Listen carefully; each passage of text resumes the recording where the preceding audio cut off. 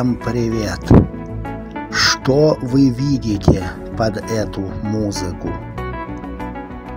Я вижу, так сказать, второе стихотворение.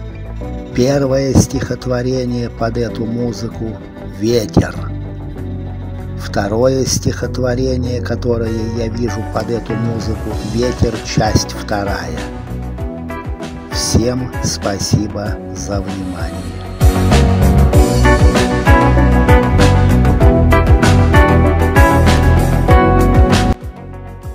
Вновь родившись на просторе, улетает он по свету.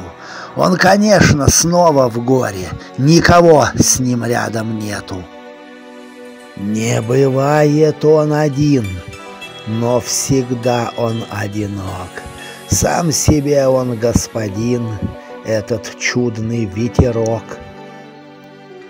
Не бывает он один, он всегда среди людей и всегда среди рутин, одинокий, хоть убей.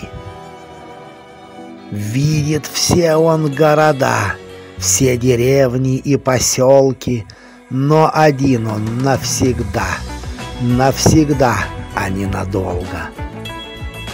Знает всех людей на свете, он их видит каждый день.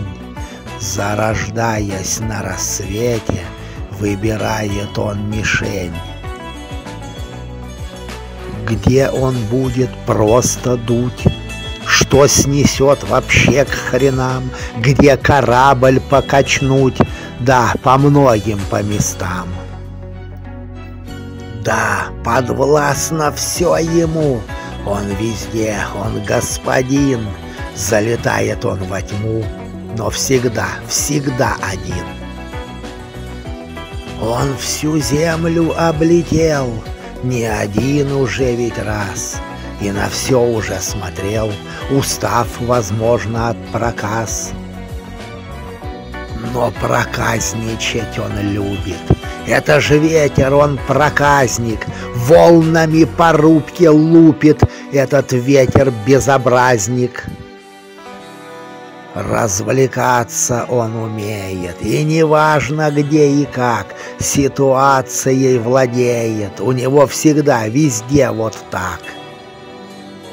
Хоть волну поднять, и неважно сколько метров, хоть и дерево сломать, он вообще и не заметит. На просторах Тихого океана зарождается ветер-проказник.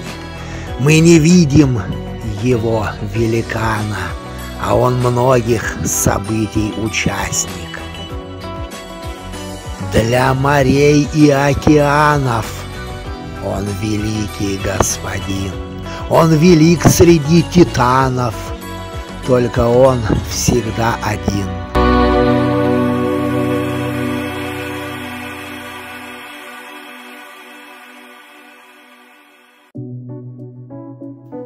Ну что, кто-нибудь увидел то, что я описал?